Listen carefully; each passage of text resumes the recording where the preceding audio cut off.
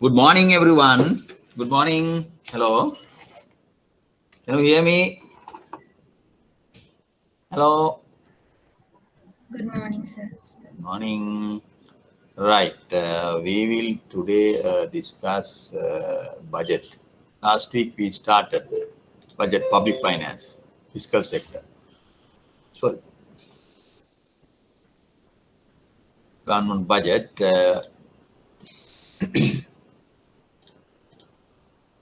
Where are we?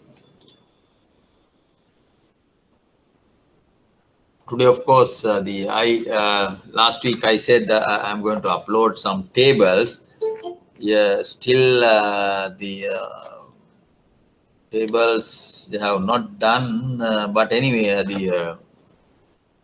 Kavindra will soon upload those tables because just only the budgetary numbers discuss. But in the meantime, we can discuss the budget. We discuss Laffer curve. We discuss major accounts. We discuss government savings, current account surplus, current account deficit. That is the government savings. We said like individual savings, the government also save or dissave. In Sri Lankan case, we dissave. The current account balance is negative. What is current account balance? Total revenue minus current expenditure. Total revenue minus total expenditure is a budget deficit or surplus. Total revenue minus current expenditure is government current expenditure is the current account deficit or surplus that is defined as government savings, right? So the current account means you have basically salaries and wages of the government employees, interest payments on government debt, either foreign or domestic debt, interest payments. Then the transfer payments, mainly. Transfer payments means pensions, the free textbook, distribution of free textbooks, distribution of uniforms, the other type of transfers to the households, transfers to the government institutions coming under transfers, salaries and wages, interest payments. These are the three major components of current expenditure. So those numbers I can show you with the help of this. Then the capital account, when you see capital, government investment. Government investment means government acquire fixed assets, buildings, schools, railway line, the highways. When they acquire, acquisition of fixed assets is the government investment, public investment, government investment. Right? Every year, government acquire this kind of investment, public investment. So the capital account represents expenditure on account of the acquisition of the fixed assets. Fixed asset by the government whose lifespan is more than 1 year. Right? Since this considers part of the capital formation in the country, it is a capital stock. Capital stock means all the assets, capital assets, machineries, buildings, the investment goods, plants, they are all capital assets. When government acquire new capital assets, highways, buildings, it adds to the capital stock. It's a capital stock. Is the capital stock adds to this one. For example, capital stock is, let's say, January of a particular year, you have, let's say, 30,000 computers. So the capital stock, 30,000. Right? During the year, if government purchases another 10,000 computers, desktops, 30,000 plus 10,000, year end balance is 40,000. So the capital stock, 40,000. Increase in capital stock from 30,000 to 40,000. This 10,000 is called the investment.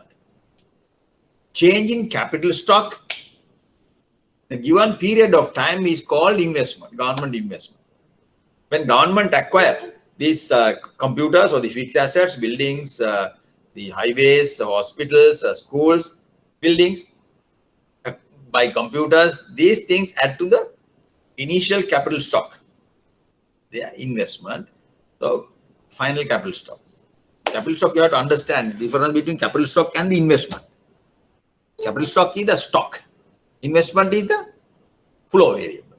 Flow. Hence, such investment capital by the government leads to higher employment, output, or investment is important. Investment is must. Whether you invest, whether the investment is done by the private sector, private companies, private the factories, or the private companies, or the government companies, investment is must to develop the economy, to increase country's GDP. Investment is the prerequisite. When you invest, you employ people, you employ machines, right? It is a investment needs employment, increase output. Using this investment, the country's output they can be increased. Right. Now we have a problem. Our domestic investment, our domestic savings is not enough to finance all the investments. So the I minus S investment is, let's say, the 100,000. Your savings is only, hello, savings is only 80,000. 100,000, 80,000. Investment savings gap is 20,000. I minus S. So how do you fill this investment savings gap? Foreign savings. So this is a serious problem in the overall countries. Investment savings gap is huge. So to fill our savings are not enough to finance all our investments. So you have to look for foreign borrowings, foreign investment, foreign the inflows, current account surplus or deficit, right? Then now the overall budget deficit. Up to this point we discussed. No, before that I would like to discuss the government is the single institution in an economy that has huge revenue, expenditure, deficit or surplus. No other private company, whether you take Brandix or the Mace or nothing. Government revenue, trillions. Expenditure, trillions. Huge. That's why we study the government budget separately. Government budget is key.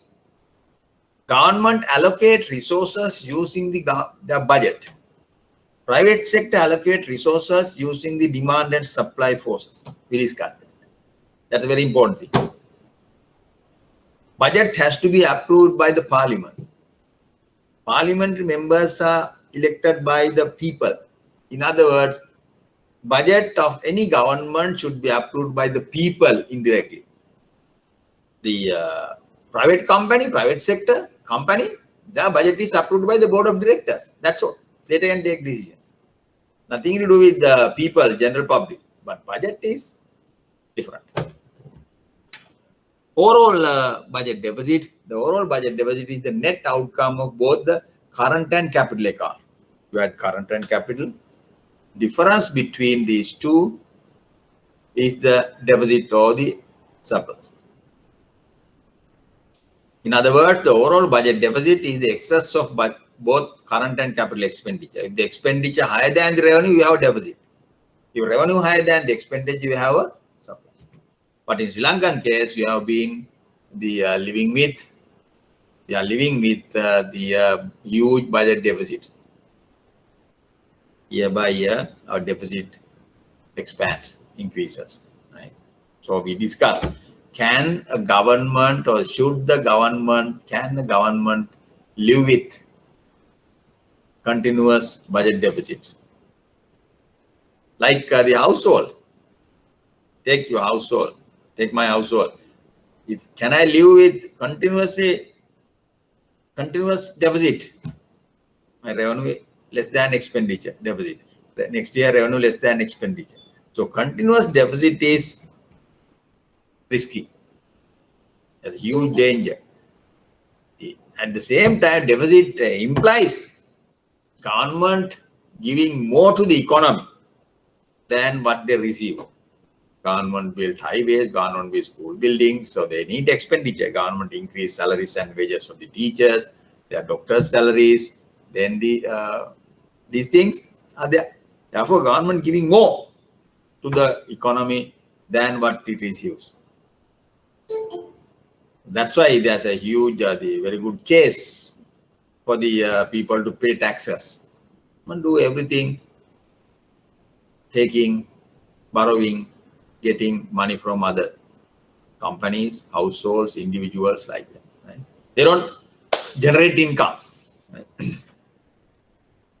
Excess of both. In Sri Lanka, government budget has been continuously in deficit since independence. The deficit as a percentage of GDP has been increasing.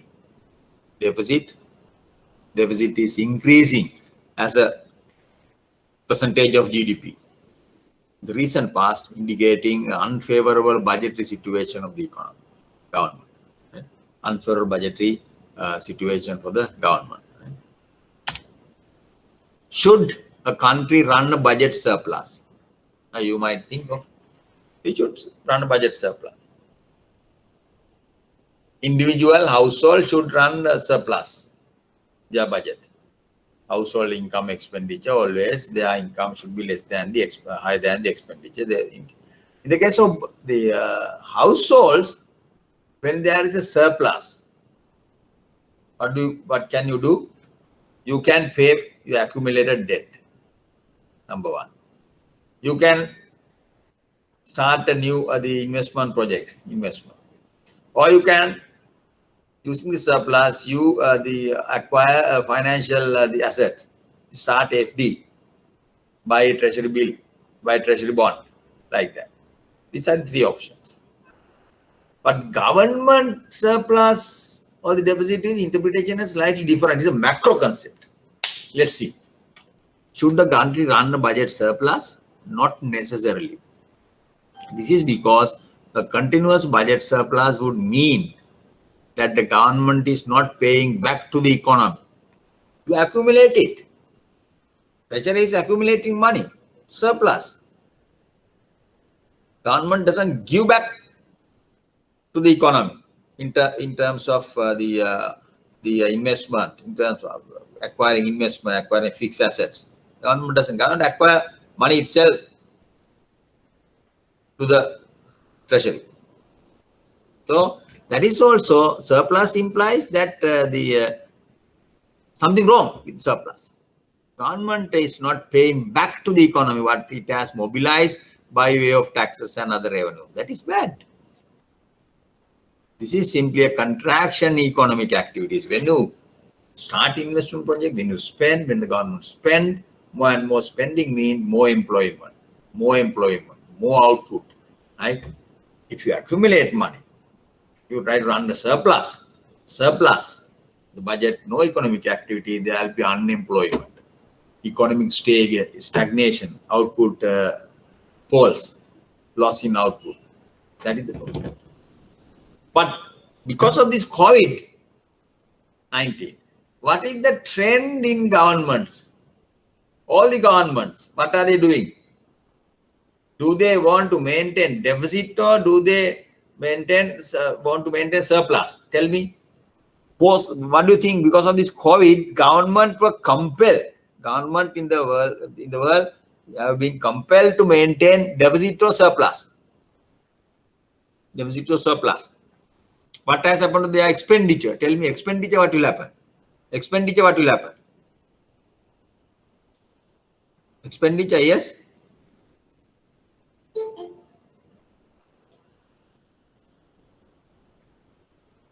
Expenditure, government expenditure? Government, not the private sector. Government expenditure, increase or decrease? Has increased or decreased? Government expenditure, yes? Increase. Sorry? Increase. Increase. Why is that? Good. Why is that? What are the reasons? If you take government expenditure, excuse me. Excuse me.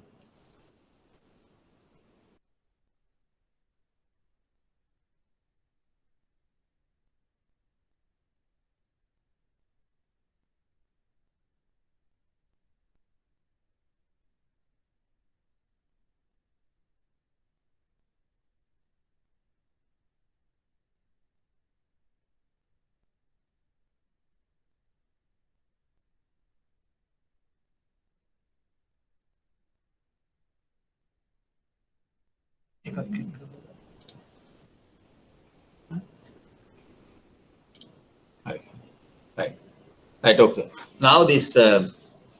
Now, just to get an idea about the numbers, let's go to the numbers. We have 4 tables. Central Bank annual report. The 2019 annual report that was published in 2020 April.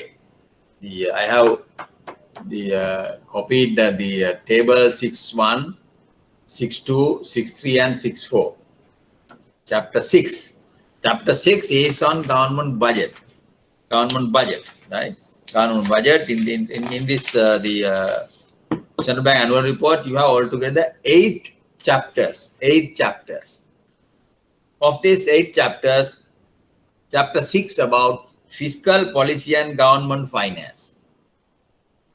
Then the chapter 7, monetary policy, interest rate, and money and credit. Chapter 5 about the balance of payment, external sector developments and policies. Chapter 6.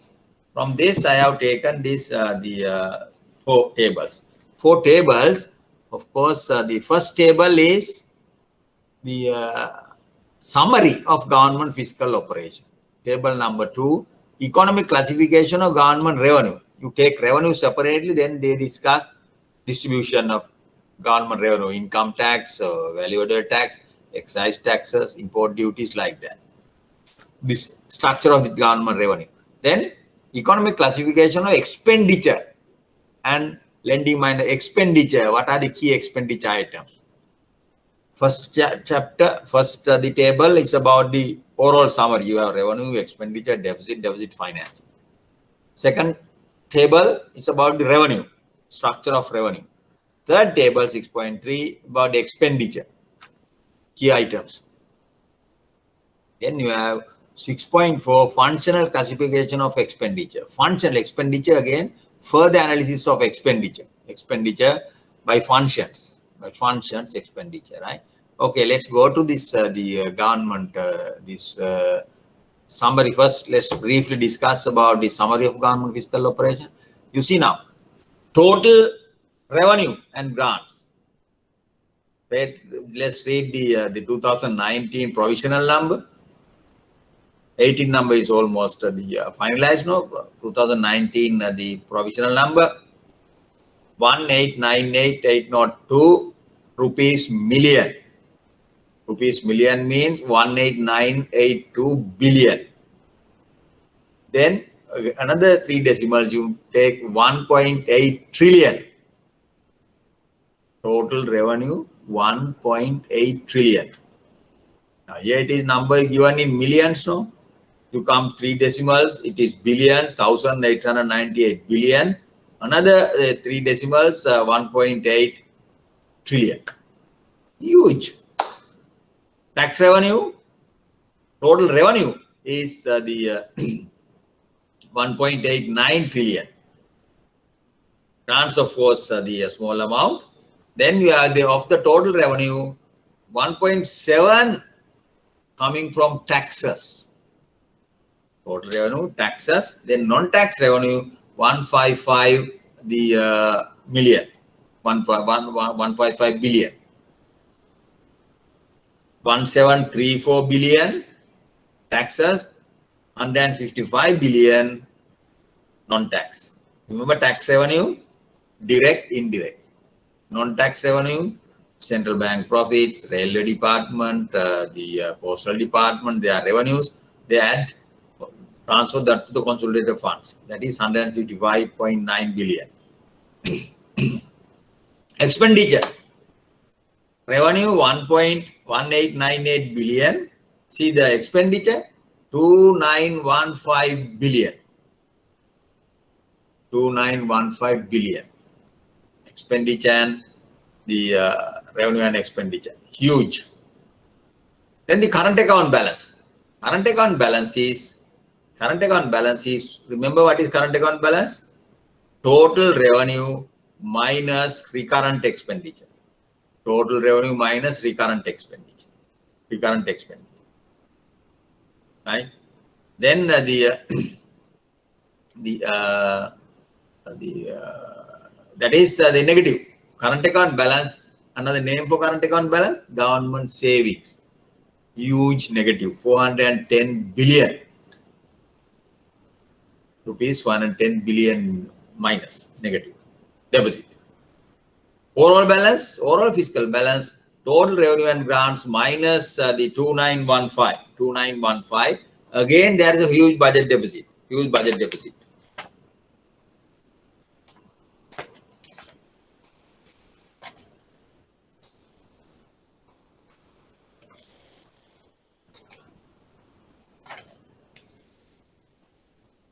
Yes. Yes.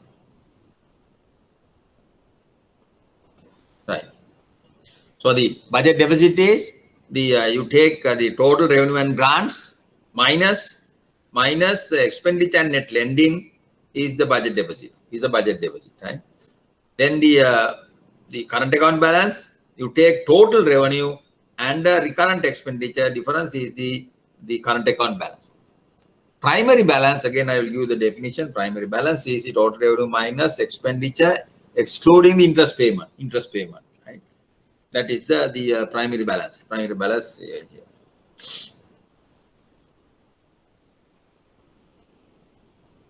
Primary balance is revenue minus non-interest expenditure. With expenditure, you have interest expenditure, other expenditure. Total revenue minus non-interest expenditure, excluding the interest. Non-interest component is the primary balance. Primary balance. So these are some of the important macroeconomic numbers. Revenue, total revenue nearly 2 trillion, 1.8 trillion. Expenditure always higher than that, 2.9 trillion. Their overall balance 1 trillion. Current account balance again negative 410 billion. Primary balance again 115 billion. Right? So these are the overall balance. Then I will come to this point again. Financing. Okay, let's maintain the financing. When government, if there is a deficit, government should show the ways, channels of financing this deficit, filling the gap between revenue and expenditure. You can see current account overall fiscal deficit is 1016. Then the total financing, these are the items. Foreign financing, domestic financing. The domestic financing, you have market borrowings, non-market borrowings. Domestic market, you have the bank borrowings, non-bank borrowings. Bank borrowings, you have the monetary authority, the central bank. Take down, that is central bank and the commercial bank.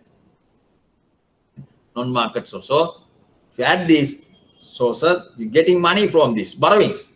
Budget has to be financed using borrowings. Government itself as an entity doesn't have any money. So as I said, it is a lazy unit. They live on other people's money. They finance their deficit using borrowings. Either get foreign financing, domestic financing, or within that domestic finance, you have the non-bank or bank borrowing. Right. We'll come to this point again. Now, this is a summary. Please go through this. Remember this general. That's why I said government is a huge, one single entity, largest entity, institution in any economy. When compared to any other private sector organization. Revenue, 1,892 billion. Expenditure, 2,915 billion. Deficit, 1,016 billion. You see the MAS, Brandix, their budget deficit, not. Right. Then table 2, I will come to this point again. Table 2. These are the ratios. These are ratios they have calculated using revenue as expenditure GDP ratio 12.6. Expenditure as a GDP ratio 19.4. Expenditure ratio higher than the revenue. There's a gap. 19.4 minus the 12.6. 19.4 minus 12.6. About 6.8. Budget deficit is about 6.8. 6.8. You see the 6.8 is here. 6.8 total financing. That is the budget deficit as a percentage of GDP. Right? You can see 5.3 deficit to 6.8 deficit. Right? That is 2019. Definitely 2020, 21 budget deficit as a percentage of GDP will rise all over the world. Not 6.8 is 2019. We don't know 2020, maybe 7.5, 2021, because why is that? Government expenditure increase in government expenditure. In our case, we gave 5,000. Then then you have the health expenditure, conducting PCRs. Then they bringing Sri Lankans from abroad, another government expenditure items. Then the buying these AstraZeneca or these injections, you have to buy. So this is a huge government expenditure. Because of that, your revenue at the same time, revenue on the other hand is decreasing. Revenue decreasing, tax revenue decreasing, right? Government gives some tax relief to some people, right? Then the electricity bill, service charges, they give some relief to this the private sector companies. Then again, they are not getting any tax revenue. Tax revenue falling, expenditure is ballooning. As a result, budget deficit definitely in 2020-21 will increase. If you take a developed country, it is not the case. Developed country, again, government expenditure increase, but they give make lots of efforts to push the economy. They give money to the people. You give for example, Australia. One of my friends, the son, talked to me. Yesterday, he said now Australian government is giving 100. Every family is getting $100 cash voucher. Of that voucher, $60 should be spent on restaurants. Balance 40 should be restaurant on entertainment activities. That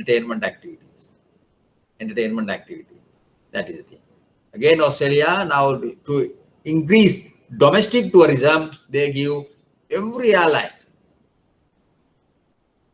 can sell up to 80,000 tickets, 80,000 domestic tickets, 50% less than that. If you travel from Sydney to Brisbane, if the cost is let's say $300, $400 Australian dollars, you can buy a ticket using only $200. Balance 200 is paid by the government. Why? They want people to move, increase activities. When they move, they go to restaurants, go to pubs, their consumption expenditure increases. So these kind of economic activities, government pushes were there in most of the developed countries.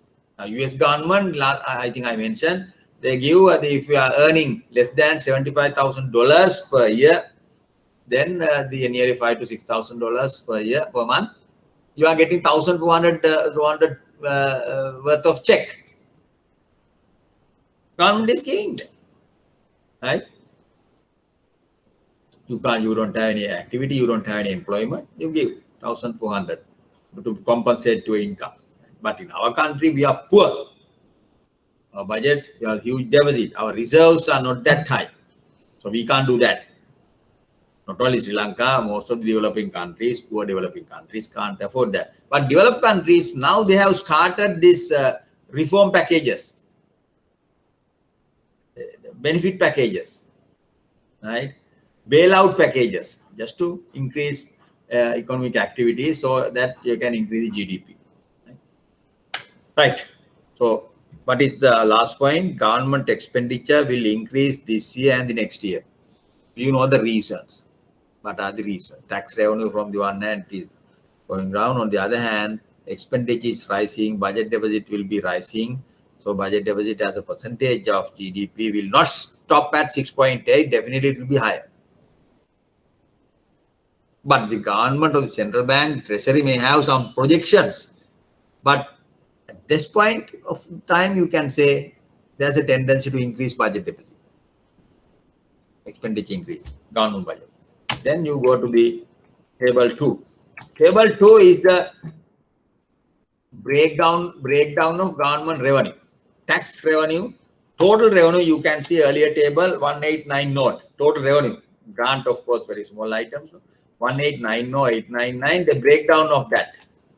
Breakdown of that 1890899 breakdown. What are the key items? Key items you can see excise taxes, other taxes. Then you have the value-added tax. Then after that only income taxes. Income tax is a direct tax. All the other taxes, indirect taxes. Direct versus indirect. Direct versus indirect, we can calculate. I will calculate that.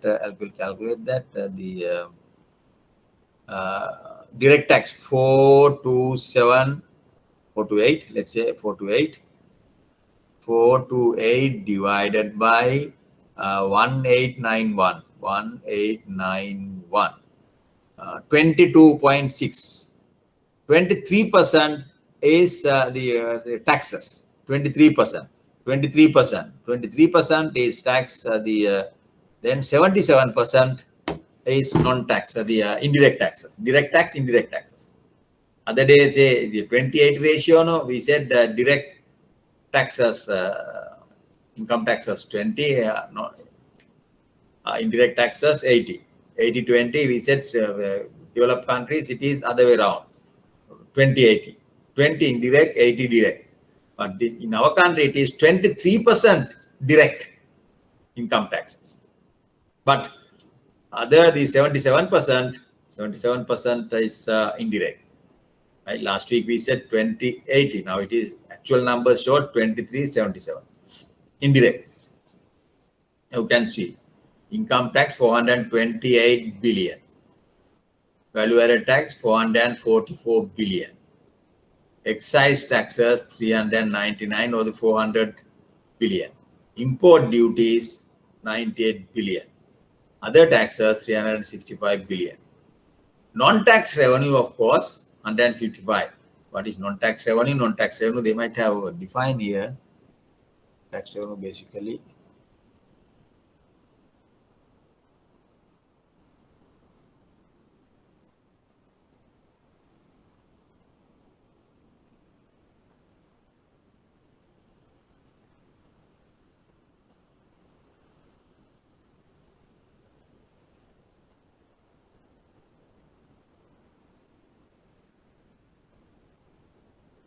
They are not defined. Non-tax revenue. Non-tax revenue is the 56 billion. Then you go to the expenditure structure. You can see the expenditure. Recurrent expenditure 2301, 2301, 2301. Recurrent expenditure. Capital expenditure. You can see the 6.1. Now we are referring to the 2019 provisional numbers. 2301. Last column. 2301 recurrent capital. Then 614. Then you have the expenditure, recurrent expenditure breakdown. 2301. What are the key items? Expenditure on goods and services, of which salaries and wages. Interest payments. I said interest payments, another important category of the recurrent expenditure. Then you have the transfers, current transfers. Interest payments, current transfers, expenditure on goods and services, mainly salaries and wages, right? Expenditure. So the interest payments on foreign debt, annual interest payment, we have to pay the interest on foreign debt. Again, government has to pay the interest on domestic debt, whether you borrow from the central bank, commercial banks, or EPF, ETF, you have to pay that.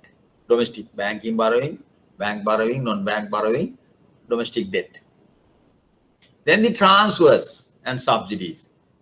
These are the key items: expenditure on goods and services, interest payment, current transfers. Current transfers, what are these current transfers? Current transfers and subsidy 505 billion. What are the items? Samurdhi, 44 billion. Pensions, 227 billion. current expenditure 505, pensions 227, more than nearly 50% of transfers is pensions of government employees, teachers, engineers, doctors, government sector. 228 divided by 505. Let's calculate. 228 divided by 505. 505. 45%. Nearly 45% of current expenditure is the pensions. Fertilizer subsidy. Farmers are getting subsidized. They are getting fertilizer at a subsidized price. Balance, the subsidy is paid by the government, right? Subsidized price 34 billion. Other Samurdhi 44 billion. So the government current transfers go to households and other sectors. Then the capital expenditure. Capital expenditure is 619 billion. 619 billion capital expenditure. Government expenditure 619 billion. 619 billion. Acquisition of real assets. Acquisition of real assets. School buildings, prisons, railway tracks, highways. Acquisition of real assets, fixed assets. 384 billion. Then capital transfers. These are the investment, capital expenditure, mainly government investment. Then we can see what is happening to government, the current account balance. Current account balance is 410 deficit. That's a deficit.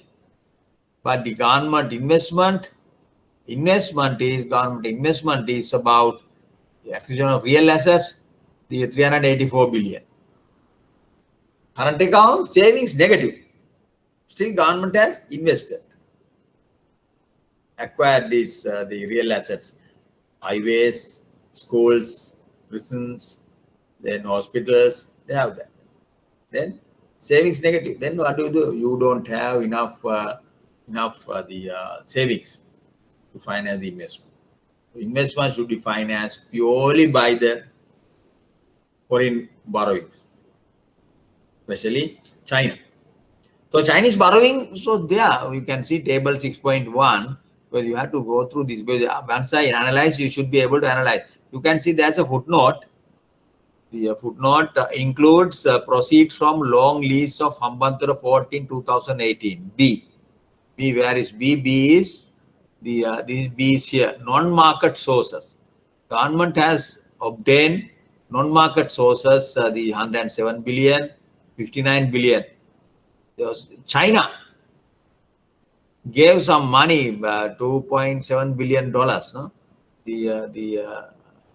To finance when they acquire this, when they get this Hambantota Port leasing service. So that is included in this. That goes to budget. Financing of budget. Financing of budget goes to the financing of budget, non-market sources. That item is included here. Right? Expenditure, lending. You can see now the expenditure, capital expenditure is the investment, especially acquisition of real assets, and the capital transfers. You can see the government acquisition of real assets 2.6%. 2.6% of GDP. Here, recurrent expenditure 15.3, capital expenditure 4.1. Capital expenditure more important. Current expenditure 15.3. But what is the difference between recurrent and capital? Recurrent expenditure, you cannot say no to those recurrent expenditure. Salary of the doctor, engineers, monthly salary, you can't say no. Recurrent expenditure. Interest payments of foreign debt or domestic debt, you can't say no. You can't deny, refuse paying that current expenditure in that particular year, particular month, particular period, right? Current transfers and subsidies, again, you can't say no, you can postpone that, right? But the capital expenditure, you can. Building a highway from Colombo to let's say Colombo to Gaunia, Kilinochi. You can say, okay, we have financial problem. We'll start this in 2027. You can postpone. But the current expenditure, you can't. Monthly salary of the doctor should get total the wage bill. Then domestic the interest payment on domestic or foreign debt. You can't say, okay, to the government foreign debt, we have some physical structure, we have structural problem, we have some fiscal issue problem is there. We'll pay you interest next month. You can ask for this kind of either write-off or postponing of the government debt, the interest payment. Therefore, current expenditure is must. You cannot postpone or write off. Capital expenditure, of course, you can. You have the freedom to postpone, rationalize, cut down. For example, cutting down capital expenditure, you can say initial plan is to build the highway from here to Kilinochia, but they will build because of the financial restructure, Colombo to Anuradhapura highway, or then the Madavachi. Then you can say, okay, to Kilinochia you can say. Like that, staggered basis, cut down. Capital expenditure either can be postponed, can be completely cut down. No issue. Current expenditure, you can't do that. Then another classification of expenditure, functional classification. Current account 23 note 1. Economic classification, functional classification. Same breakdown, 23 note 1. 23 note 1, recurrent expenditure, there's a different definitions. General public and services, civil defense, by activity wise, by function wise, public code, social services, education, health. You can see health, education, 234 billion. Welfare, 319 billion, 320 billion. Then, for example, if you have the defense, 244 billion, 244 billion, 244 billion. In the general public and services, highest item is the defense. The social services, highest item is not the education, health, or that is welfare again. Welfare.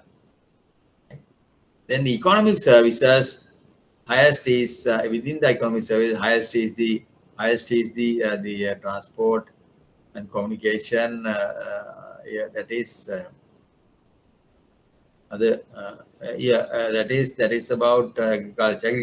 Agriculture is the economic services activity. That is expenditure. So in these four tables, you have overall summary, revenue expenditure. Then revenue, do the revenue and give the breakdown. 6.3, take revenue expenditure out and give the breakdown. Economic classification. Then again the same revenue recurrent expenditure is classified in terms of functions. Civil administration, defense, public order, social services, like that. The 6.3 you have recurrent expenditure, salaries and wages, interest payment, then the what do you call this, the welfare transfers. This classification is activity wise, function wise, same thing. That's all. Now we will come to our lesson again, because now we have general idea about the size of the budget, size of capital expenditure, size of current expenditure, size of government savings. Everything can be explained. Right. Okay. Now we will come to this the lesson.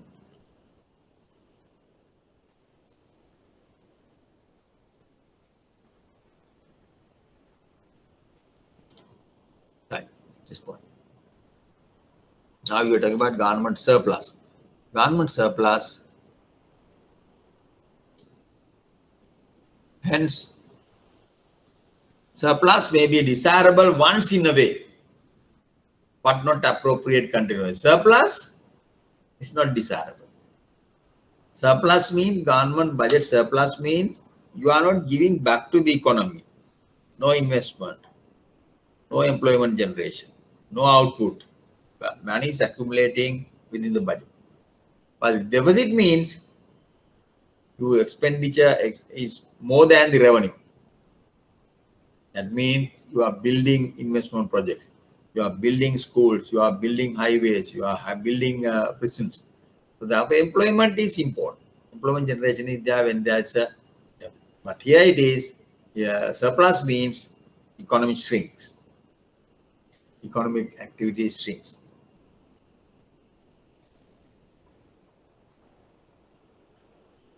How can the government finance the budget deficit? Now financing of budget deficit. You know the budget deficit gap between revenue and expenditure.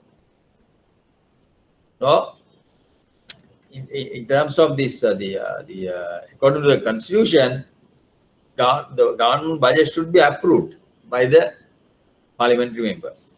In other words, indirectly, it should be approved by the people of the country. If they are defeated, they have to solve the government. The government has to solve this, that parliament and go for a new election. So the financing part is also very important section of the budget speech. Number 6, budget speech. Finance Minister, Honorable Finance Minister will discuss revenue, structure, sources, expenditure, also revenue of the expenditure, sources. Then third part is the financing of the budget deficit. 3 parts, finance. But are the mainly from borrowings. As I said, government itself doesn't earn money, they borrow money to finance. They say we have a deficit, we want to finance, then we'll borrow money from the other countries, other institutions. Mainly from borrowings from the domestic economy and the foreign sources. You can borrow money from the domestic sources, foreign sources. Borrowing from the domestic sources can be classified under the following: borrowing from the domestic non-bank private sector, borrowing from the domestic commercial bank, NSB, commercial bank, and the BOC, you can borrow money from. Non-bank private sector, EPF, ETF, non-bank private sector. Borrowing from the central bank. Then here we have the borrowing from the central bank. A is borrowing from the domestic non-bank, B is borrowing from the domestic commercial bank, C is borrowing from the central bank.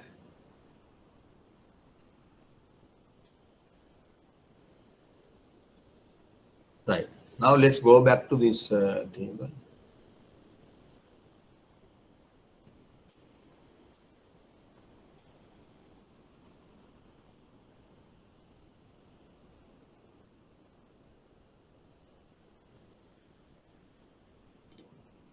I just want to go to the table. Table 1. Now you can see borrowings, total financing. Foreign borrowings 314, domestic borrowing 302. Within the domestic borrowing, you have non-bank borrowing, bank borrowings, the non-market sources borrowing from non-market sources, right? Borrowing. So first also you have to refer this. When you read the table, you have to go to the table as well. Right?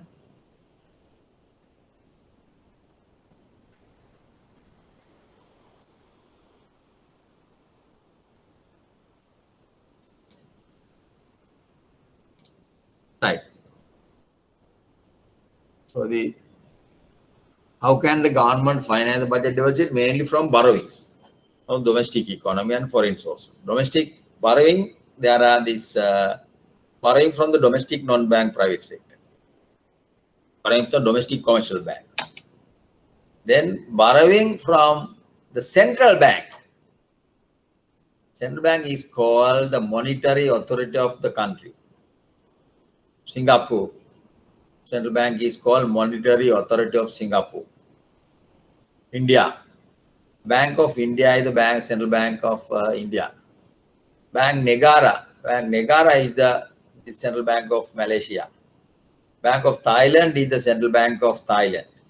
Fed, Federal Reserve Bank is the bank of the USA, Central Bank of USA. Fed.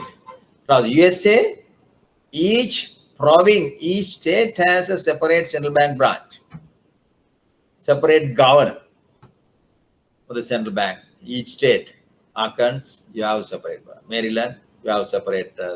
Like that. Getting all these the governors of the central bank of each state, you have the Fed board of directors, they represent them. The Fed, overall, the Fed, you have a governor, right? So therefore, the its structure is different. Each state, you have the central bank governor. All these governors represent the board of directors of the Fed. The officer in charge of that Fed is the governor. That's a big post, right? The Professor Bananke was there. This now it is a lady governor is there in the Fed, right? Like here, Professor Lakshman is a very well recognized the academic professor in Sri Lanka. He is the governor of the central bank now. Then in the Fed, I think after this lady governor, now we have no, still this lady is the governor, right? Fed governor. It's a big post. Big post. There are borrowings from the central bank. Central bank can borrow. Now the thing is, now this interesting thing, all these sources of borrowings, borrowing from the domestic non-bank, borrowing from the commercial banks, borrowing from the central bank, all these borrowings, then borrowing from international banks, borrowing from the International Lending Organization, World Bank, ADB, borrowing from the donor countries. You can get external borrowings. When you borrow, two things happen. First, the government can finance their deficit. That is the benefit. No issue. Government can finance you if you get money from central bank or the commercial bank or the foreign sources. You can finance your deficit. That is the main benefit. But the cost, what is the cost of borrowings? Cost of borrowings mean somehow or other, one day or the other, another day, this month or the next month or within the given period, you have to pay this debt, capital and the interest. That is the cost. Your debt level ballooning, domestic debt ballooning, domestic debt, increasing domestic debt, foreign debt ballooning, increasing. Then when debt increasing, you have to service. That is interest payment on top. Then you have to pay the capital also, one day or the other. So that is the thing. When you borrow, main benefit is government can implement their resource allocation plan for the coming year.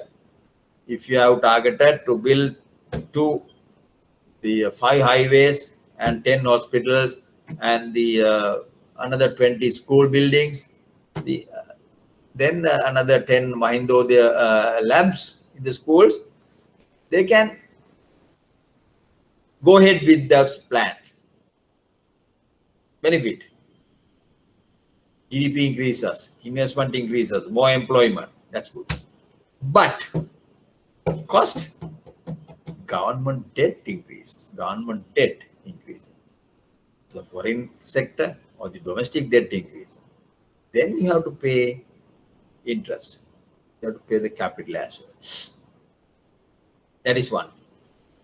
Not only that, cost, different source of borrowings has different impact on inflation of the economy.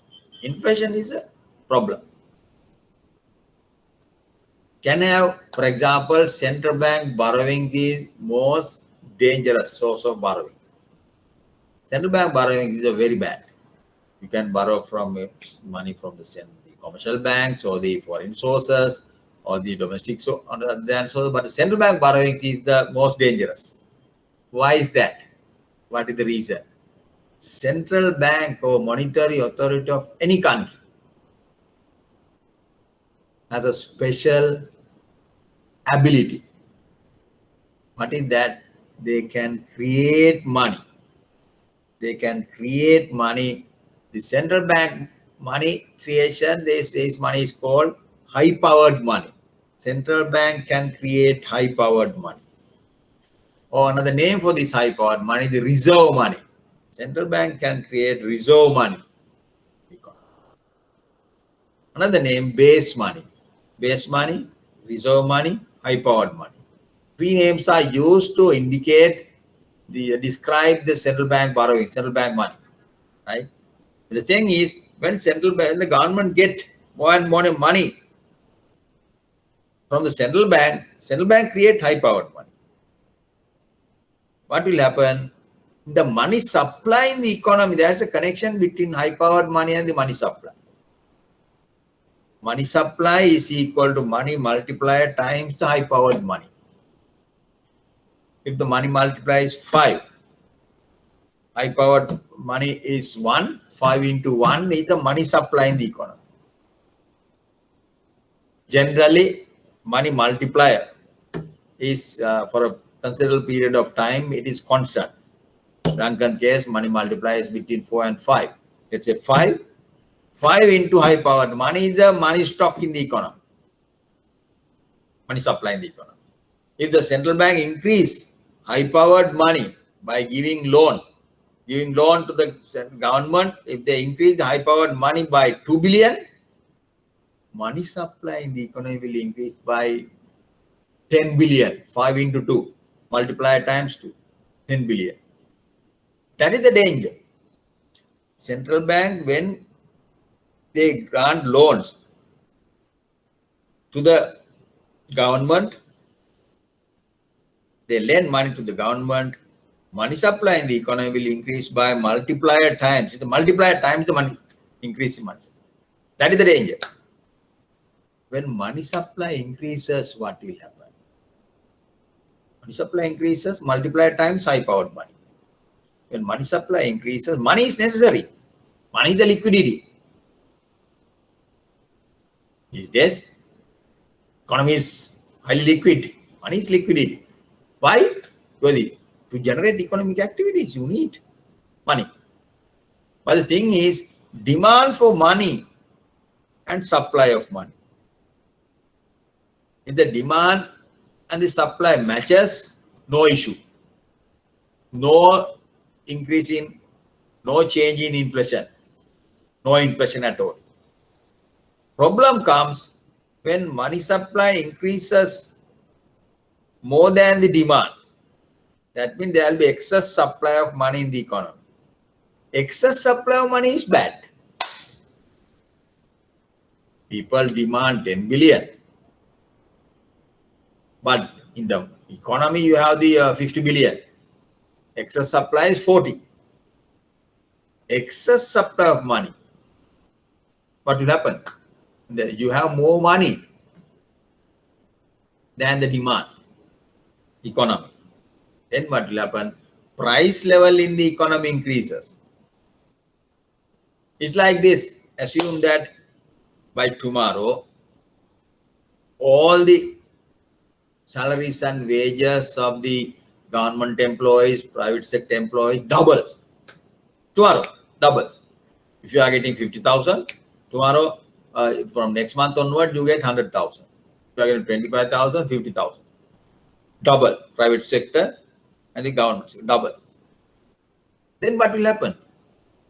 You have more money in the economy, more money in your bank account, savings account. But the goods and services, you cannot immediately increase the goods and services in the economy. Number of shirts, number of the TVs, number of computers, then the other types of goods, food items, Very short period, you can't increase. But you have more money. You are richer than earlier. You demand more.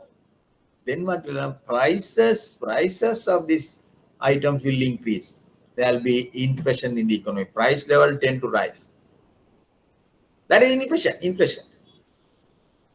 So therefore, that's the inflation is the pressure. Expansion the pressure when the government borrow money from the central bank. It's dangerous.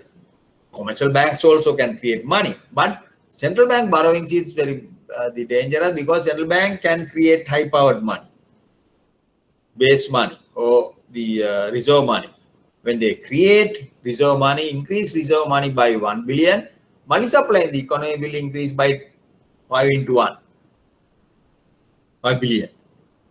When you increase the money supply, there is a tendency to generate excess supply of money in the economy.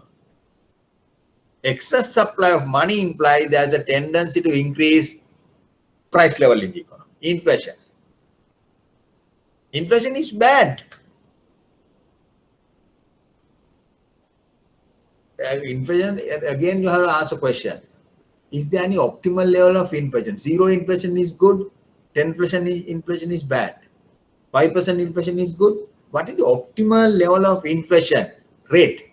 0 inflation means last year, this year, last year, same price level. Prices of the goods and services won't change. That is also bad. Producers, sellers are not happy. There's some increase in price level, then only you can maintain the profit margins. Suppose price level increase by 15%, 20%, mega inflation, 100%, then that is bad. People cannot afford the prices of goods and services, right? They'll be poorer. That's a problem. There's a drop in their purchasing power, huge drop in. Now during the World War, Hitler's period, yes. World War II, yes. Yeah. Just before, Germany had this huge mega inflation, hyperinflation. Price level increased very fast. 500%, 200%, 300%, 500%. Not only that, very quickly it changes. For example, rice price, let's say the 100 rupee during in the morning, in the afternoon, it decreases to 500 rupees per kilo. Right? Rapidly price level inflation increasing. People were paid salaries twice a day, in the morning and in the afternoon. Please go to the Google and type the mega inflation, impact of mega inflation during World War II. Germany, you had this experience. Then the value of money is going down rapidly. Now today, if I have 1 million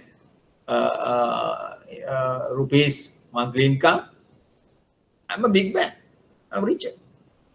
But in Germany, that period, 1 million is nothing. Sometimes maybe one day's expense you can't cover 1 million only 1 day expenditure. Right? Prices. There's no real value for money.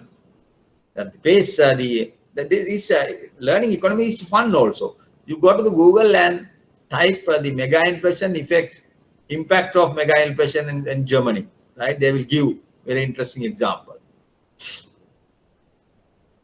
Then you can borrow from donor country. Now these are the sources of borrowings.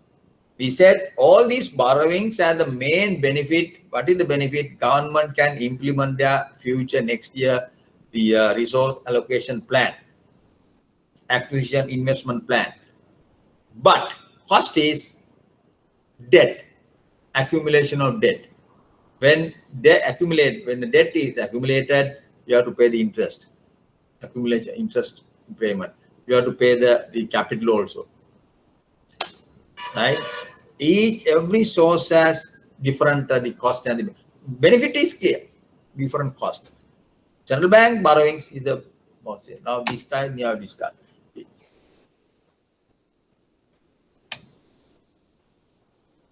I will discuss this.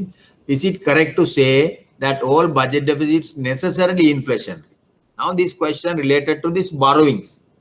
Central bank borrowings is the dangerous thing.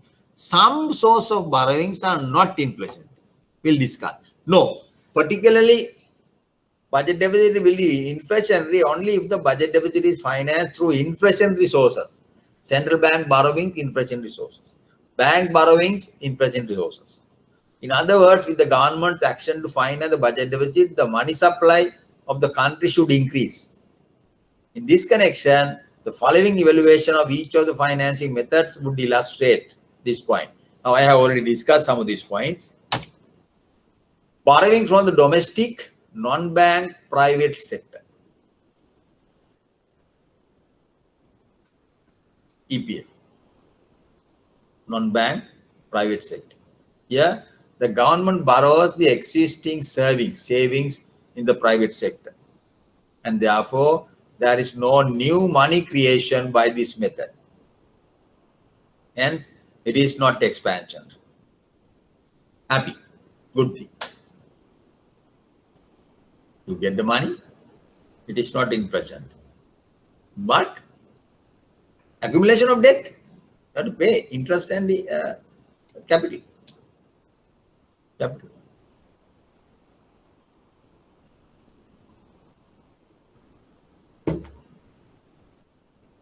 However, an undesirable effect would be that with the government's utilization of the available private savings, private sector would be denied the resources to that extent. Now, this is a problem. There is a problem. This problem is called take-down crowding out effect. Private investment is crowded out. Crowding out. What does that mean? The financial resources in the economy is a scarce resource.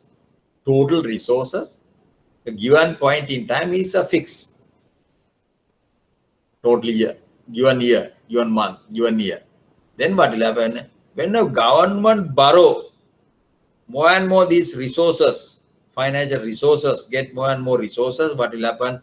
Money available, savings available to the private sector goes down. Then what will happen? Private sector investment will go down. To invest, you need savings. Investment will go down. Then what will happen? What is the source? What is the culprit? When government get more and more from the private sector, non-bank, private sector, the savings, private sector investment will go down. See the link? This is called the crowding out effect. Private sector, government can crowd out private sector investment in the economy. Government get, because the private sector and the government compete to get the financial these resources, money. Then what will happen? Another argument is interest rate increases. Price of money increases. Cost of funds increases. Then government, private sector again will decide, okay, this is the cost of funds is very high, we are not going to invest. That is the mechanism of this crowding out. Now, these days, what is happening to interest rate? At this point, we should discuss. Now, last week I checked some of the commercial banks. Actually, more or less the same interest rate structure, FD rates. 3 months, 4.5 FD rates. 6 months, 4.75. More or less the same interest rate. 1 year, 6%. Last week. But if you compare these rates with a year ago, April, now this is April 1st of April 2021. If you compare this with the April 1st in 2020, interest rate is very high. Maybe 10%, 8%, 9%, 12%, even year before. It was 14%, 12%, 13%. Now we are moving toward the low interest rate regime. FD rates are coming down. Short-term interest rates are coming down. Along with that, lending rates also coming down.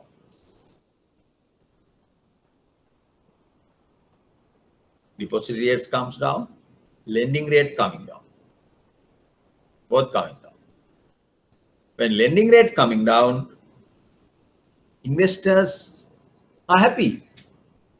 Investors might decide, okay, now the cost of funds has come down, I must invest. I must get money and invest. Right? But the investors are happy. Borrowers are happy. Savers are sad. You are earlier, last year you got 8%, 9% annual interest, now it is only 4% coming down. Your actual earnings, monthly earnings, annual earnings has come down. Especially if you are a fixed income earner, pensioner, fixed income earner, you live on the earnings, savings on your deposits. That deposit drastically has come down.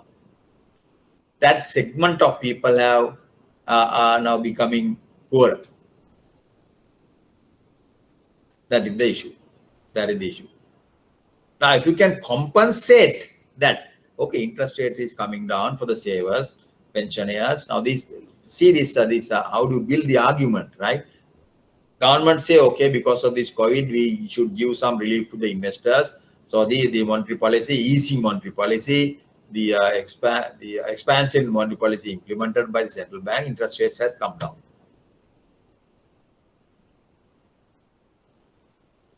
Right?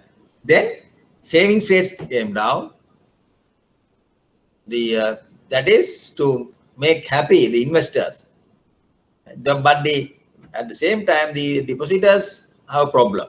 They don't get any earnings has come down. The living standards has come down. But there is a compensating effect. If suppose things are getting cheaper in proportion to that, goods are getting cheaper, rice becoming cheaper, dal becoming cheaper, sugar becoming cheaper, then to some extent you can't say, okay, your earnings are coming down, but you see, prices are coming down. That is the conflict. Now it is not happening in Sri Lanka. Still, rice 98, 100 rupees, 110, 150, like that. Rice is. Coconut still, it was around 120 rupees per nut, 100, 100, still 90, 80, very expensive. Sugar 165, 180 per kilo. So the savings, your earnings has come down, but the price level has increased. That means your real income has really fallen. You are attacked by both fronts. Savings come down, prices doubles. Price has increased. That is the issue for these fixed income earners. But the day to day, if you earn something, so you can argue whether that will compensate. Prices are going up, your earnings are going up. Yes. Now, see the informal sector people, sometimes you can argue they are better off. Coconut pluckers. Earlier, it was around, initially it was 50 rupees per tree. Then it increased to 100 rupees per tree. Then 150. Now it is 200 rupees per pluck tree, coconut from one plant, one coconut tree. Now 200 rupees. In proportion to that, they increase the. You can say maybe they are compensating, they are running with the inflation. Prices are going up, the earnings also going up. Right? That is some informal sector activities, people in some informal sector activity, they are better off. But fixed income earners, problem. Majority of the people, self-employed, SME sector people, their living standard has come down. The economic activity, demand is not increasing for the economic activities. But the thing is, if you are open up the airport, usually the normal year, good year, nearly 2 million tourists were coming to the economy. They are spreading all over the country. Huge economic activities, restaurants, beach related activities, small domestic sector also, they are also getting the benefit. If you go to Hikadu area, small boutiques are there, batiks activity. These activities are there. Now they have shut down completely. But if you open up this 2 million is missing. Our economy is shrinking. Again, Middle East income. Now, most of the Middle East people, they are struggling there. Now they are coming back. Their government has said there are nearly about under 50,000 to come back. No foreign remittances. Usually we get 7 to 8 billion the foreign remittances. Now it has come down to 45 billion, 46 billion. A drastical come down, drop in foreign remittances. Reduction in tourist arrivals. Then reduction in our export earnings also. Export earnings. Export, of course, sometimes maybe some exporters, they don't surrender. They bring their total export earnings to Sri Lanka. They keep their earnings dollars in that respect to countries, right, or their own accounts. They don't surrender. Now, recently, government central bank imposed a restriction. So you have to you have to bring these the export earnings to Sri Lanka within a stipulated period of time. Of that, 25% should be converted into rupees. Converted into rupees, right? This surrender requirement now reimposed this thing. So the bank supervision department, the central bank should monitor these surrender, whether these people are bringing the earnings to Sri Lanka, export earnings to Sri Lanka, right?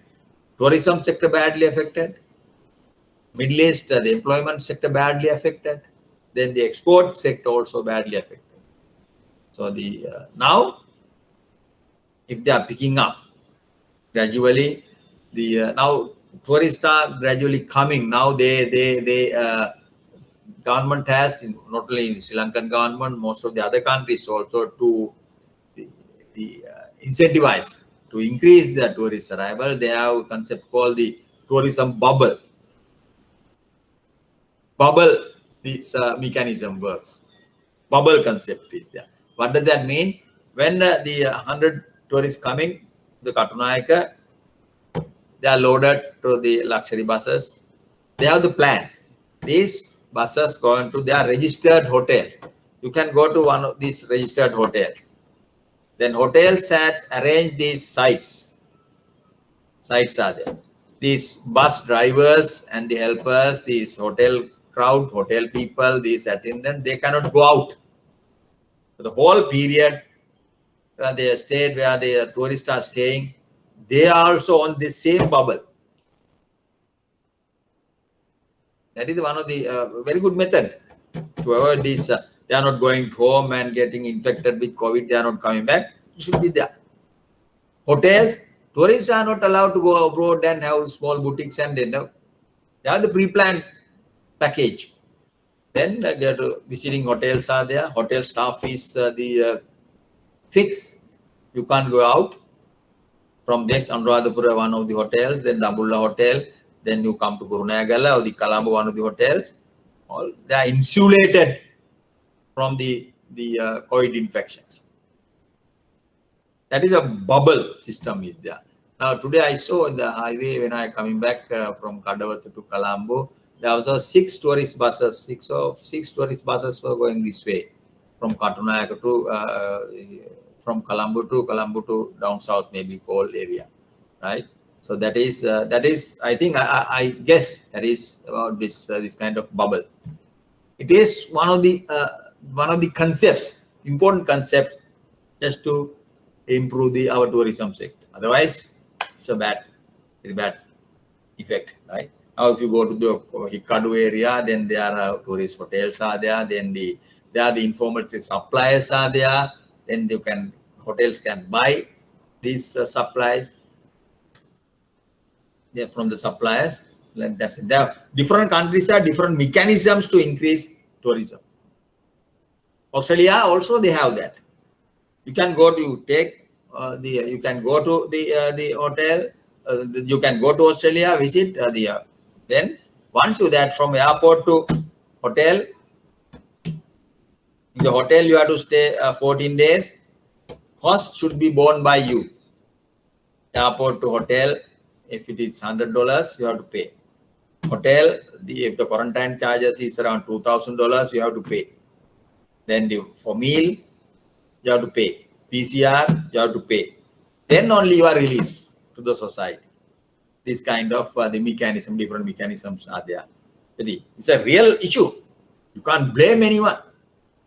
You can't blame government. Government is doing nothing. Government is also confused what to do. It's a global issue. When you learn economics, you should be rational. Rational. What is the real issue, real problem, real economic issue? Why this employment is coming down? What is happening to the economic activity? That is important. Now, this is a very good point. At this point only we can discuss government budget, right? Okay.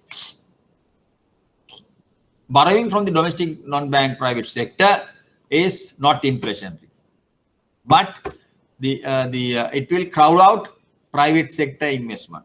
Crowd out. When government get more money from this, crowd out. Borrowing from the central bank. This is also inflationary because it leads to an increase in the money supply. Money supply will increase. The left-hand side, you have the money supply. Commercial banks can increase, you can create money, granting loans, they can get money supply increases. But compared to central bank borrowings, it is not that bad. That also inflationary. Central bank borrowings, what will happen? The central bank baby is the high-powered money. When the central bank create 1 billion worth of high-powered money, money supply will increase by 10 billion. Right? This is highly inflationary, borrowings from the central bank, because such borrowings create high-powered money. Another name for that one, base money, reserve money, 3 names, leading to multiple expansion. Why it is multiple? Money supply into multiplier. Sorry, high-powered money into multiplier.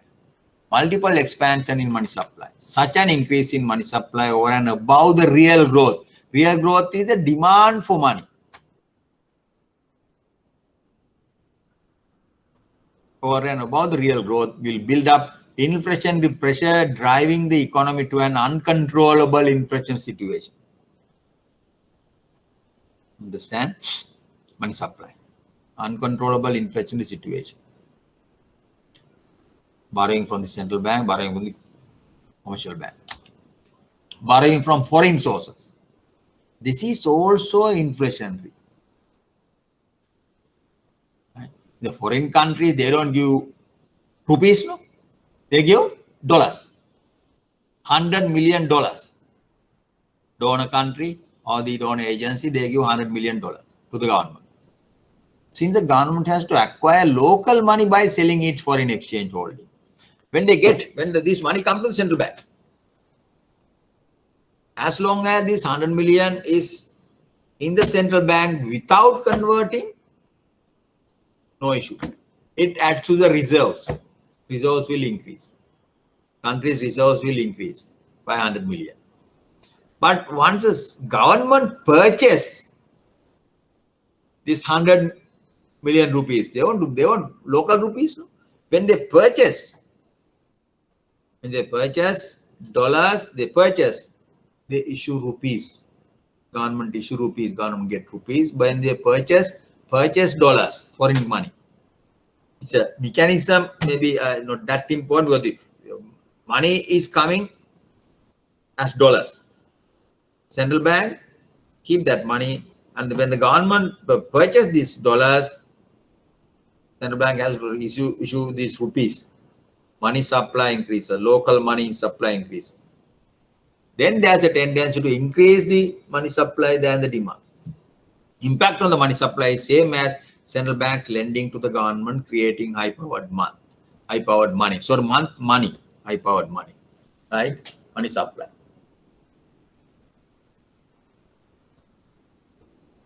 To finance the budget deficit, government borrow. How does the government finance the budget deficit? By borrowing. There are different sources. If you borrow any source, you can finance deficit. Financing deficit means you can implement your resource allocation plan for the next year. Benefit. But the thing is, different source of borrowings has different cost. Central bank borrowings, highly inflation. Then commercial bank borrowing, inflation. Borrowing from foreign sources, inflation.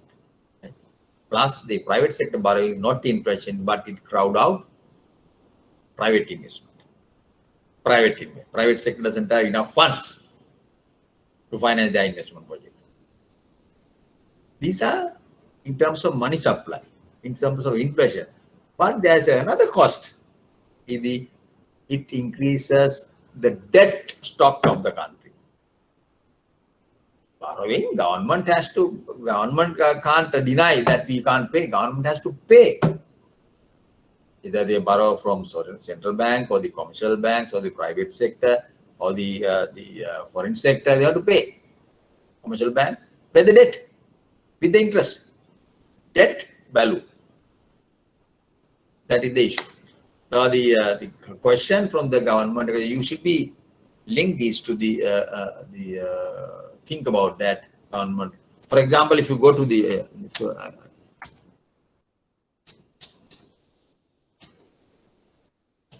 I will discuss up to this point.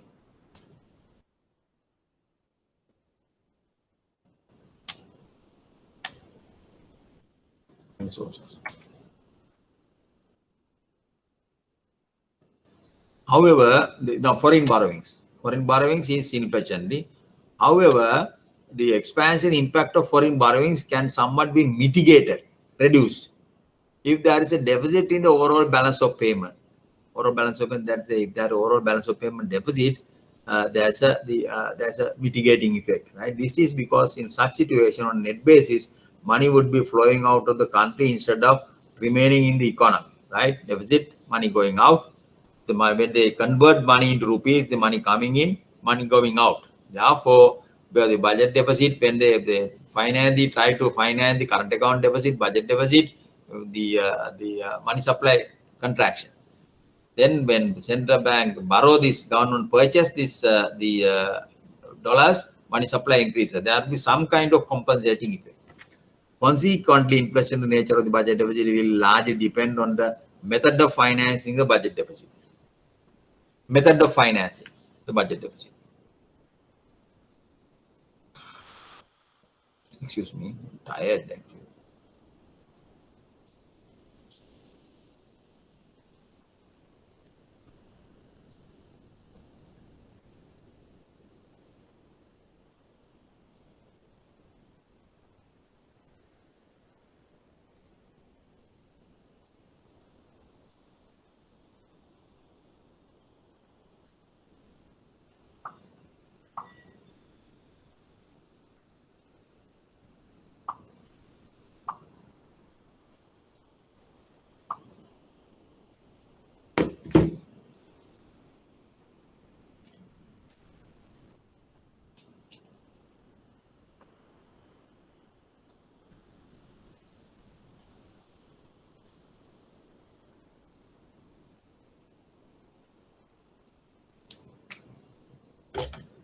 Right. Now let's go back to this the table.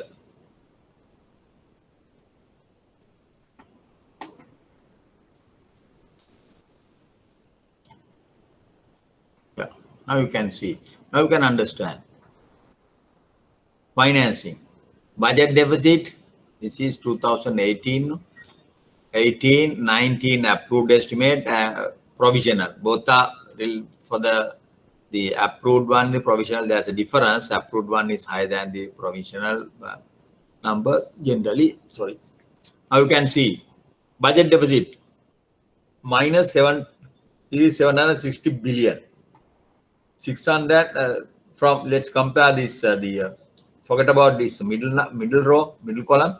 760 1016, huge increase in budget deficit, 760 billion to 1016 billion. Then financing, you can see what is the source of financing. Foreign financing 323 314, domestic financing 437 702.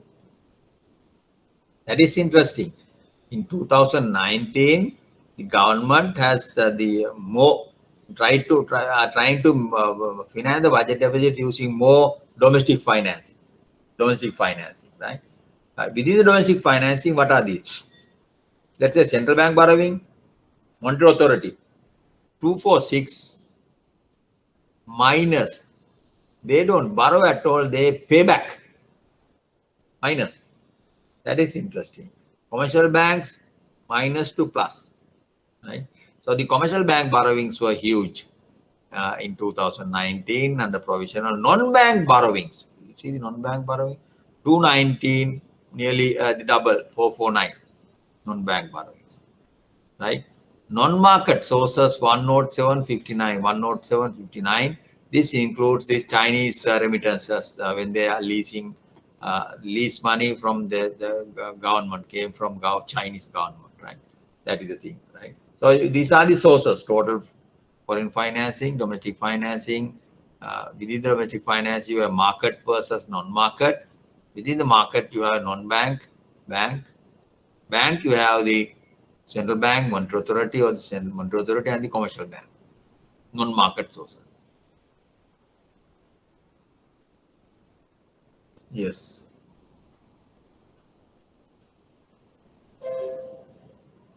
Yes.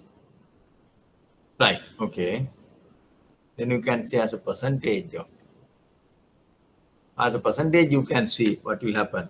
Domestic financing increased from 3 to 47. Market borrowing increased from 2.3 to 4.3. Then monetary authority borrowing decreased 1.7 to 0.7. Commercial bank borrowing increased minus to plus. Non-market sources decreased 0.8 to 0.2 as a percentage of GDP.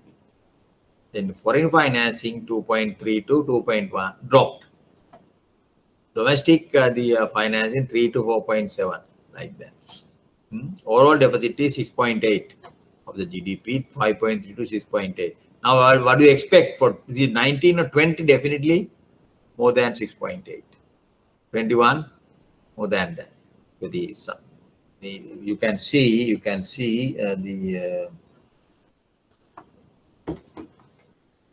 well, in chapter 2 they have the medium-term projection. Medium-term projection, I can tell you, the fiscal sector, their budget deficit is, the medium-term projection is not that important. 2019, 6.8 deficit. 2020, median, yeah, you are right, we are right actually. Their projected deficit 7.9. 6.8 will go to 20. This year 20 next year, this April annual report will come. Definitely it will be higher than 6.8. They are last year they have projected it will be 8%. 6.8 will go to 8%. Then the 21 projection is 6.8. Come back to this last year level, 6.8, 5.3, 5.2. That of course you can do. Definitely 2020 budget deficit will be higher than 6.8. Their projection is 7.9, 7.9, nearly 8. Yes, 8. Yeah. GDP growth 1.5 compared to 2.3.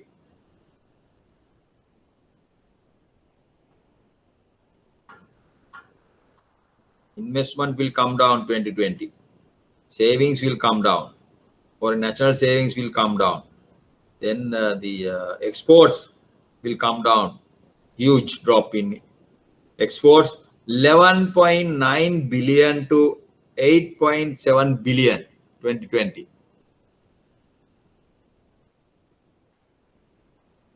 The report is not out. Exports will come down. Imports of course, imports 19 billion to 15 billion 2020. Because the imports, of course, government, when you import things, what will happen? Dollars going out. Banks open LC once the stuff, good or service good coming to the country. When you are getting the concurrence of the importer, then central bank, the commercial bank send dollars out, right? Then, but the government put some restrictions on importation of non-essential goods. Still, that is there. You can't import vehicles. Food items you can. Non-essentials. They have specified in that gazette. They have specified what are the items the non-essential. So through that, government try to control the outflow of dollars. Still, it is there. But see, how do you analyze these things actually? Then you can say very positive thing to the economy. Dollars are not going up. Our reserves are preserved. We have more reserves. Therefore, we are happy. But it is not the case. When these the imports are coming, suppose there is no restriction, vehicles coming, other non-essential, so they are coming to the economy. Then what if with that there are lots of economic car sale? How many economic related the employment? How many related economic activities? So those economic activities now stagnated. Of course, the main benefit is outflow of dollars has stopped. That's a good achievement. But the compared to, you can say, our major import, food, investment, intermediate investment goods, these vehicles component proportion is maybe slightly smaller. So the food expenditure is huge. The intermediate expenditure, oil expenditure is huge. You can't avoid those. Right. So the budget deficit definitely will increase from 6.8 to 8% 2020 projection. Who knows? It might go up to that, more than that, 10%. Then there is a problem. When the budget deficit increases, financing increases. Financing increases. If you borrow more from the market borrowings, inflation increases. Price level increases. Things will be expensive. Now it is happening these days. You can have some mitigating factor if the agriculture sector is performing well.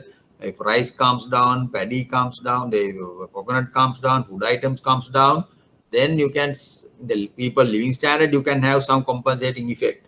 But still, it is not happening. Vegetable expensive, fish expensive, right? Okay.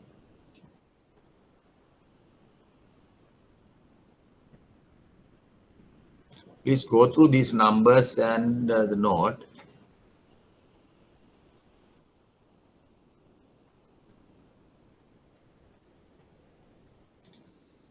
Right.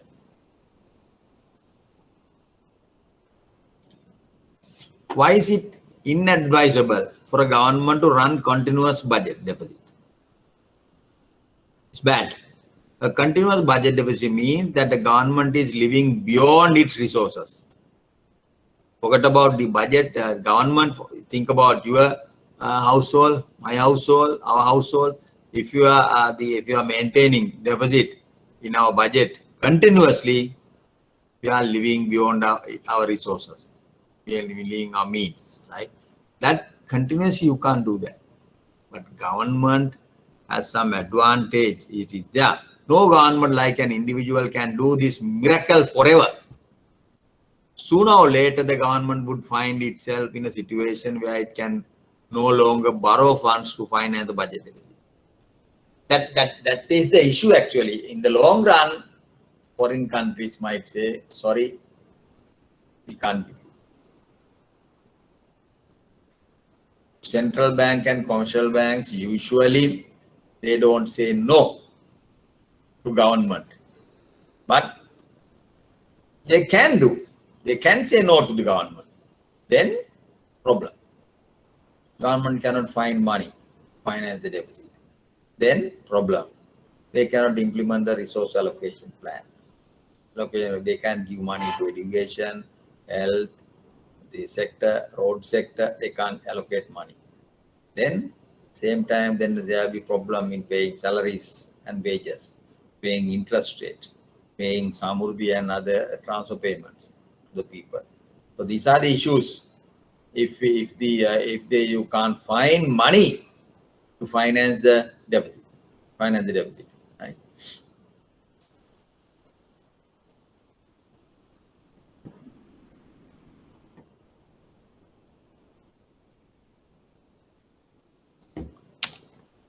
This situation creates an effective limitation on the budget operation. Consequently, it is necessary for the government to gradually release the budget deficit to a zero level, reduce the budget deficit. Now it is 6.8. 2020 it will go to around 8. Who knows, 21. And if possible, run a very small surplus in the budget. In Sri Lanka, the overall budget deficit has remained at about 6% of GDP. Now, it is last year it was 6.8. What are the strategies which can adapt to reduce or eliminate the budget deficit? This section is important. I might not discuss all. The government should reduce the budget deficit to an acceptable level by adopting the following methods. What are these methods? Raising the government revenue, number one,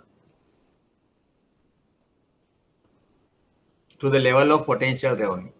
At present, the total tax revenue amounts to 15% of GDP. Hence, it is possible to improve the budget situation by adopting suitable methods to maintain the tax revenue at its potential level. Increase revenue. Tax revenue. Increase the tax revenue. You have to bring more and more people to the tax budget, tax structure, tax base. Broad base the tax base. At the moment, majority of government servants are not paying taxes. Argument is their salaries are low. If you can get them into the tax net, government can increase the tax revenue from 15 to 20-25%. Further, the government should increase the non-tax revenue income by maintaining efficiency in the government enterprise and eliminating losses in such enterprises. These are the proposals to increase to bring down government budget deficit. The government continuous large budget deficit is bad. Why that? When the government try to finance the deficit, there will be inflation. There will be the increase in government debt stock.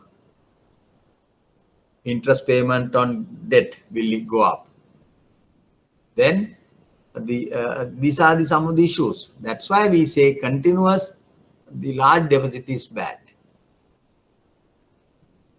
Curtailing government expenditure. Now the revenue side, increase taxes. Other side, you can tackle this using the expenditure. Bring down expenditure. Now we have the problem. Current expenditure, you can't cut down. Interest payments, you can't say no. Whether it is foreign or domestic. Salaries and wages, you can't say no to the salaries and wages.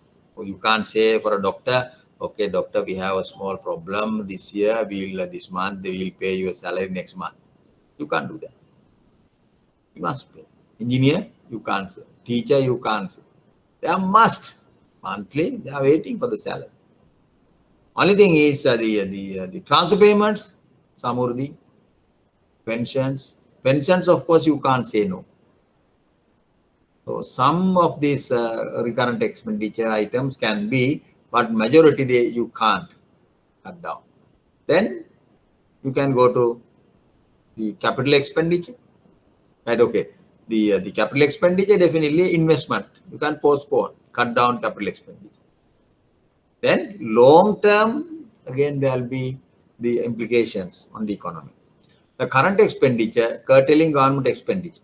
The current expenditure of the government amounts to 15%, representing mainly salaries payable to government, pensions and interest payments, public debt. All these sources can be effectively checked, and by rationalizing the budget and adopting suitable, efficient and creative methods in the government sector. You can say you have to rationalize. Either you can take this you increase, rationalize, increasing the repayment period, right? Something like some kind of mechanisms can be adopted. The revenue side, no other way, expand the tax base. Curtailing welfare services, again there's a problem, and attracting the same to individual groups who deserve such relief facilities. Curtailing welfare, some of the beneficiaries, to reduce that. By doing that, you can reduce the expenditure. Privatizing public enterprises so that loss-making enterprises could be transferred to the private sector. There are loss-making private government industry, you transfer that to the private sector. Then there's a problem. Now these are political economic problems. Politically sensitive issues are there. It's very difficult to implement such policies. Objective is to bring down government expenditure. These are the policies. Now we have conflict. Once you start implementing this kind of policy, there will be unions, the antagonized union problem. We antagonize union. Unions might come and start arguing. No, don't do that. We don't want to do that. Our employment will go down. Our membership will be affected. So these are politically sensitive issues, these kind of policies. Right? But theoretically, being a student learning economy, you can propose anything. Political economy is different. Politically, how feasible these are is not your issue.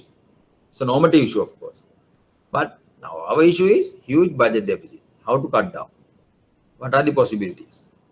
Can they do that? So whether to do that, can they do that? How they do that is a politician's issue. You can't say now these are the methods. Elimination of wastage. That is must. Huge wastages of government operation. Pruning capital expenditure levels affordable by the government. Cut down capital expenditure. No more roads, no more schools, no more hospitals. Again, politically sensitive issue. Relying on private sector for the development of infrastructure by developing, build, own, operate. Now there are two types of private participation, two types of investment, the methods of private participation: build, own, operate. Right? That is private sector development when private sector comes. Build, own, operate, and transfer. BOOT. Build, own, operate. BOO. Build, own, operate, and transfer. Right? For example, now this the ports. You have a issue now whether one of these terminals will be given. Government want to give that to the foreign investor, Indian investor, right? Then the unions, they protected, right? That project was the build, own, operate, and transfer. That's kind of thing, right? Otherwise, build, own, operate. BOO project. I think Ambantot is BOO. Port is BOO project, right? Build, own, and operate. During the operation period, you pay taxes. That's different, right? These are some of the issues. Increasing productivity in the public sector, thereby raising the rate of return. Public sector is considered as a relatively inefficient sector. Then increase productivity. Constraints. What are the constraints? Now, these are, you can read this. You can read and understand. So this part of interesting. So government budget These are the constraints. It will be very difficult for the government to adopt the above measures. Cutting welfare expenditure, rationalizing current expenditure, then the cutting capital expenditure. Very difficult. Since they are bound to create public resistance, especially the trade union resistance. This is because the above policies will require workers to work harder for a lower real wage. Hence, practical implementation of these measures will depend on how strong the government is. Resistance among the workers. Dictatorship government can do this easily. No oppositions, no trade unions, no strikes. But in a democratic government, leaders face lots of resistance. You have to consider their resistance also. Different. That is the difference. So these are the policies can be suggested, but there are constraints. Thank you. Thank you. Now, please, this lesson is very interesting, not difficult. Please read. When you read this, refer the tables also. Send by annual report tables I have given. Next week we will start balance of payment, right? Okay. Thank you very much. Thank you. Thanks. We'll break up now. Thank you very much. Hello. Thank you, sir. Thank you.